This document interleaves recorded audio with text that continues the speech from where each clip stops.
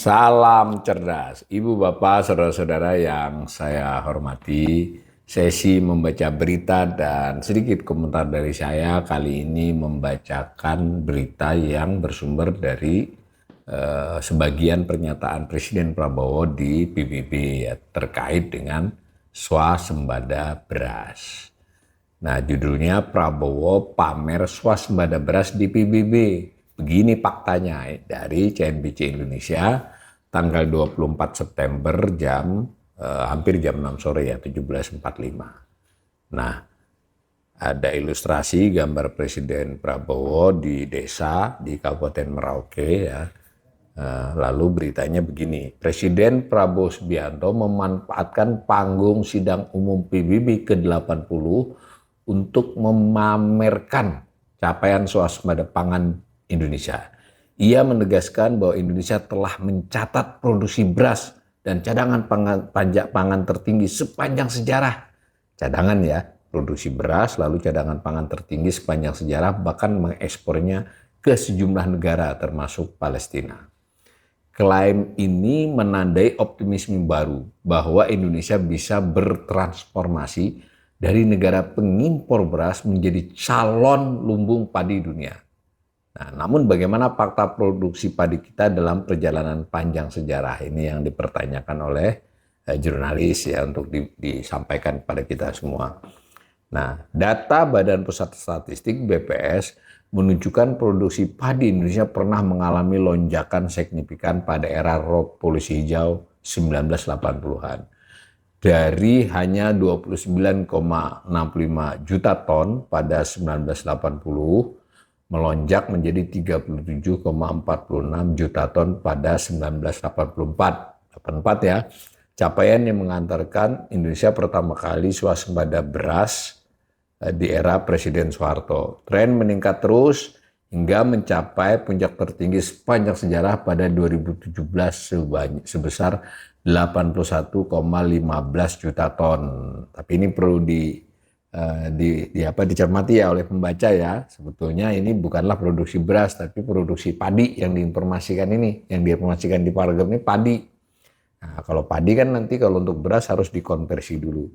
Nah, ini bagusnya CNBC ini ada gambar grafik dari 80 sampai dengan 2024 bisa kita tunjuk ini. Nah, saya baca ya, namun koreksi metodologi BPS melalui kerangka sampel area pada 2018 membuat angka real terlihat jauh lebih moderat, hanya 59,20 juta ton. Ini 2018. Jadi ada perubahan penghitungan.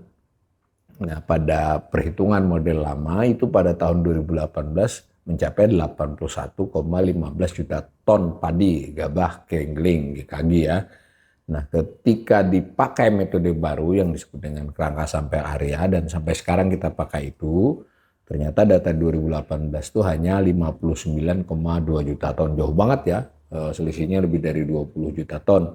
Nah, kalau kita baca laporannya memang juga ada back forecast ke belakang ya, sebenarnya ada data beririsan 2016 sampai dengan 2018. Tapi apapun berarti kita 59,2 ya dari tahun 2018 dengan model baru.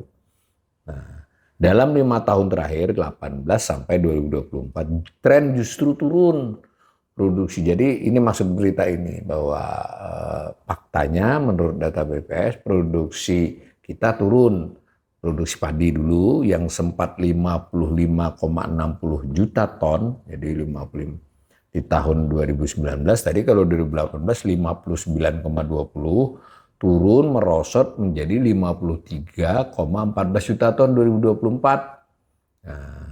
Nah, memang ini tidak terlepas dari alih fungsi lahan. Jadi alih fungsi lahan, dampak perubahan iklim termasuk El Nino.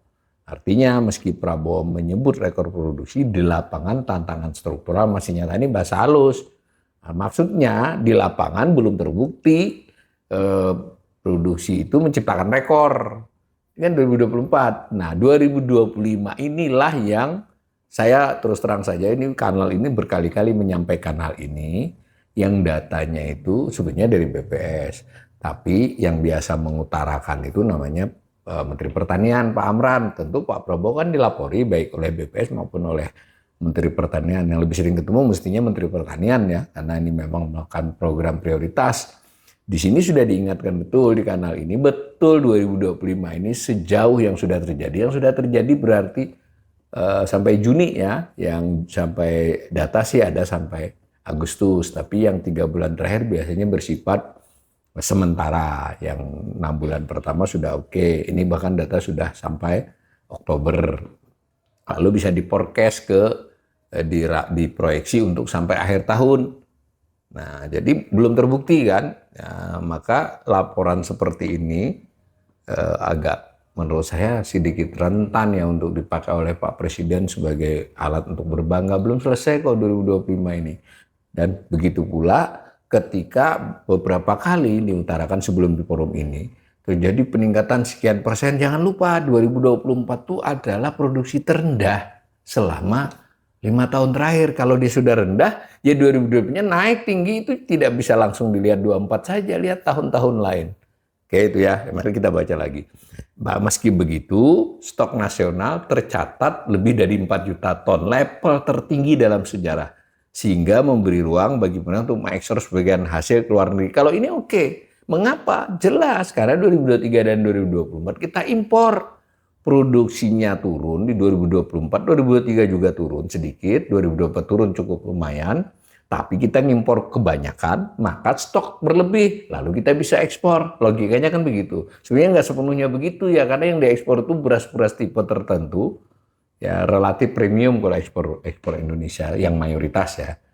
Nah, itu maka dalam kondisi apapun ya tetap ekspor, karena meskipun kita juga impor. Tapi dari sisi data statistik begini kan sayang ini Pak Presiden kalau asupannya kita kelebihan cadangan. Nah, kanal ini berulang kali mengatakan kelebihan cadangan ini lebih karena impor. Produksinya memang naik 2025, kan belum selesai tahun 2025.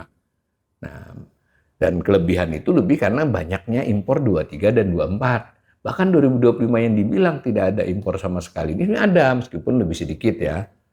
Nah, jadi belum lagi kita sudah mengatakan pasar beras di pasaran sempat bermasalah selama 1-2 bulan. Nah, di sisi pasar, harga pasar beras dunia cenderung turun akibat pasokan melimpah di negara produsen utama seperti India dan Thailand. Nah, di sini menurut saya asupan dari menteri atau bawahannya kepada presiden penting. Ketika presiden kita mewakili kita sebagai sebuah negara mengatakan di forum PBB kami kelebihan produksi beras sampai swasembada, sebetulnya faktanya kita justru kalah sama India dan Thailand. Kita naik tapi belum menyelesaikan persoalan ekspor karena kita kebanyakan stok ataupun karena jenis-jenis ekspor beras tertentu. Sayang kan? Nah, di sini ada gambar data produksi, ya kelihatan kan? Ini usus beras, sudah beras ini kawan besi. Di tahun 2024 30,3 juta ton, paling rendah nih. Di 2018 sempat 33,9. Nah, selebihnya ya di kisaran 31, tidak ada ledakan. Bagaimana kita mungkin bahwa perjalanan suatu pemerintahan setahun, bahkan belum setahun, tiba-tiba produksi padinya melompat, tidak ada laporan perluasan sawah yang signifikan, program food estate mungkin baru pada tahap permulaan, itu pun kita masih menunggu laporannya. Nah, kok bisa melompat? Nah, karena itu kan sempat kanal ini membacakan bahkan Badan Pangan Nasional mempertanyakan data BPS. Menarik kan? Nah, umpama data BPS saja, data BPS juga belum selesai 2025, masih forecast. Karena belum selesai kan tahunnya. Nah, dari yang sudah terjadi, itu di kisaran 30 juta ton, tinggal 3 bulan lagi, memang mungkin akan mencapai 33 sampai 34. Nah, kalau 33,5 itu bukanlah tertinggi. 2018 masih 33,9. Apalagi kalau ternyata cuma 32 juta ton. Gitu ya. Jadi saya menyayangkan, ini bukan menyayangkan Pak Prabowo, menyayangkan yang memberi asupan informasi kepada Prabowo. Dan dari kanal ini, terutama sekali yang paling sering beri asupan itu adalah Menteri Pertanian dengan menyebut presentasi kelebihan cadangan. Kelebihan cadangan kalau karena impor kan berarti temporer. Besok-besok bagaimana? Impor lagi. Nah gitu ya. Dan apalagi jangan lupa ada sedikit perbedaan pandangan kata Badan Pangan Nasional. Ini jangan-jangan data PS kurang presisi. Kurang presisinya dimaksud kurangnya ketinggian angka, ya kan aneh lagi kan. Nah, saya baca lagi nih. Indonesia pun berada pada posisi yang menarik. Di satu sisi menghadapi tantangan iklim dan kebutuhan menjaga produksi. Di sisi lain memiliki cadangan cukup besar untuk menjaga stabilitas dalam negeri sekaligus berkontribusi pada perdagangan internasional. Saya ulangi ya, cadangan itu nggak hanya produksi sendiri. Struktur industri beras di dalam negeri juga tengah mengalami perubahan. Kasus beras oplosan menyoroti perlunya tata kelola lebih transparan dan pengawasan lebih ketat. Di balik itu muncul peluang baru, pergeseran belanja masyarakat ke pasar tradisional yang lebih dekat dengan petani dan penggilingan kecil. Nah, 95% penggilingan padi adalah skala kecil dan seterusnya. Pidato Prabowo di PBB menekankan investasi pada pertanian cerdas iklim dan rantai pasok yang tangguh dan seterusnya. Nah, jadi peran Indonesia dalam pangan, dalam beras, kira-kira begitu konteksnya. Cuma ketika mengutarakan kondisi Indonesia yang dikesankan akan menjadi pemain yang siap untuk membantu cadangan global pangan, ya kalau nanti berita-berita selanjutnya yang ternyata di tahun-tahun mendatang atau bahkan tahun ini tidak seperti itu, kan kita juga menyayangkan. Kasihan Pak Presiden terlanjur meninggikan prestasi, ternyata itu karena laporan yang tidak presisi dari anak buahnya.